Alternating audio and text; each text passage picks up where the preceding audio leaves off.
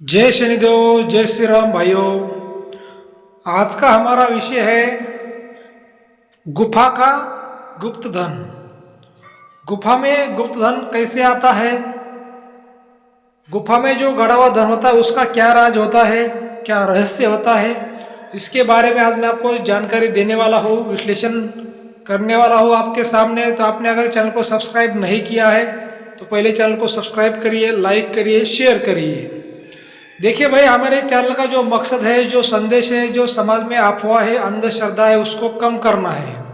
जो सच बात है, जो सत्य बात है, आपके सामने हम रखने की कोशिश करते हैं, उस पर हम चर्चा करते हैं, विश्लेषण करते हैं। और कानून के खिलाफ, धर्म के खिलाफ कोई भी आप गलत काम ना करिए, यही हमारा आपको संदेश है। तो भाई, जो आज का जो हमारा विषय है कि गुफा में गुप्त धन, गुफा में खजाना कैसे आता है, ये गुफा में जो खजाना होता है ये किसका होता है। तो ये आज का जो हमारा जो विषय है इस पर ही होने वाला है। जो वीडियो हो सकता है कि भाई थोड़ा लंबा हो, तो थोड़ा ध्यान से सुनिए।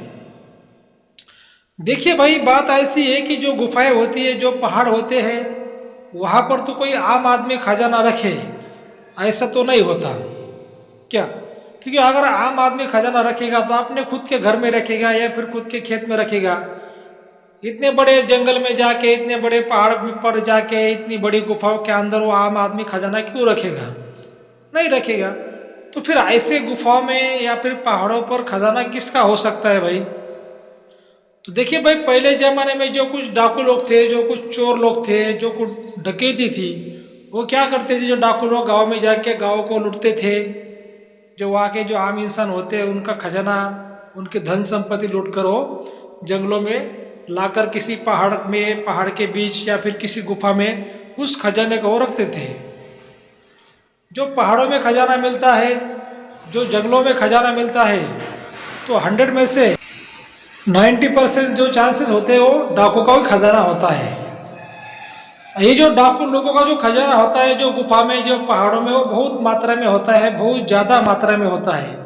क्योंकि जो पहले जमाने के जो डाकू लोग थे वो गाँव के गाँव लूटते थे, और जो खजाना था वो गुफा के अंदर वो रखते थे। अभी पहले जमाने का जो काल था वो राजा महाराजों का काल था, इतना कोई बड़ा कानून नहीं था, कोई पुलिस नहीं थी। तो ये जो डाकू लोग है उनको चोरी करने में, गांव लूटने में उनको आसानी होती थी।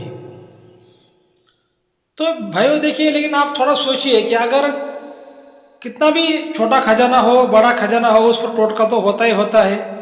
तो अगर ये डाकू लोग इतना बड़ा बड़ा खजाना किसी जंगलों में, पहाड़ों में या फिर किसी गुफा में वो रखते थे, तो उस पर वो कोई ना कोई टोटका करते थे। उनका खजाना अगर कहीं पे रखा है तो इतना आसानी से वो खजाना किसी को नहीं मिल सकता। उन पर वो बड़े बड़े टोटके वो करते हैं। नाग का टोटका होता है तो कोई शैतान का टोटका होता है। बड़े बड़े खजाने वो लोग करते थे क्योंकि वो जो खजाना है किसी आम आदमी को ना मिले।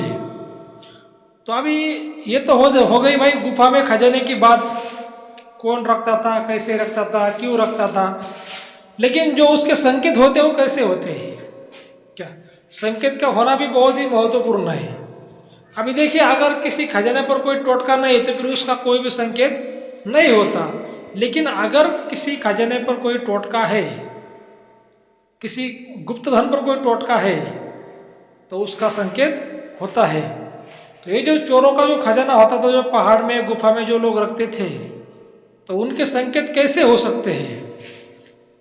देखिए भाई, अगर आपका गांव किसी जंगल के बीच है, किसी पहाड़ के बीच है, तो जो जंगल के बीच, पहाड़ के बीच जो गांव होते हैं उन लोगों को संकेत मालूम होते हैं। फिर भी मैं आपको बताना चाहूँगा, जो उसके संकेत होते हैं भाई कि रात में कुछ पहाड़ पर चमकता हुआ दिखाई देना, रात में कुछ पहाड़ पर चमकता हुआ दिखाई देना, या फिर कुछ चमकती जो बिजली है ऐसी दौड़ती हुई दिखाई देना किसी जंगल में, किसी पहाड़ पर, या फिर वो पहाड़ के ऊपर कोई ऐसी चमकती हुई बिजली ऐसे गिरते देखना, या फिर जो पहाड़ है उस पहाड़ से कोई आवाजें आती है, जैसे किसी औरत की हो, किसी मर्द की हो, या फिर कोई ऐसा विचित्र कोई जानवर हो जिसका हमें नाम ही मालूम नहीं, ऐसे वो विचित्र कोई आवाज हो पहाड़ से ऐसी आती हुई सुनाई देती है। लेकिन ये संकेत जो होते हैं हर किसी को नहीं मिलते। जैसे मान लीजिए किसी के अभी गांव के पास बहुत बड़ा पहाड़ है और वहाँ पे कोई खजाना है, तो जितने भी लोग गांव में रहते हैं सारे लोगों को ऐसे संकेत नहीं दिखेंगे, नहीं सुनाई देंगे। उसमें से कोई जो रहस्यमय व्यक्ति है, जिसके कुंडली में वो योग है, जिसके कुंडली में गुप्त शक्ति का योग है, गुप्त धन का योग है, कोई रहस्यमय योग है जिसके राशि में, उसको ही ऐसे संकेत मिलते हैं, उसको ऐसा महसूस होता है क्या। लेकिन भाइयों क्या है कि संकेत मिलते हैं ये बात तो ठीक है, लेकिन ऐसा जो खजाना होता है उसको प्राप्त करना इतना आसान नहीं होता। और बहुत सी बातों में ऐसा देखा गया है कि भाई ऐसे खजाने के पीछे अगर कोई लोग भागते हैं, कोई पहाड़ का खजाना हो, जंगल का खजाना हो, उन लोगों को जान को खतरा हो जाता है। बहुत से लोगों की उसमें ऐसे मौत भी हो जाती है, फिर भी उनको खजाना नहीं मिलता। क्यों नहीं मिलता? क्योंकि जो शक्ति होती है, जो टोटका होता है, वो बहुत बड़ी मात्रा में होता है। अभी कोई लोग क्या बोलते हैं कि भाई मैं भगवान का भक्त हूँ, मैं देवी का भक्त हूँ, मैं हनुमान जी का भक्त हूँ। देखिए इसमें हमारे जो सात्विक देवी देवता है, जो सात्विक देवी देवता है, इसमें वो मदद नहीं करते हैं ऐसे, क्योंकि जो खजाने का जो काम होता है उसको काला धन भी कहा जाता है।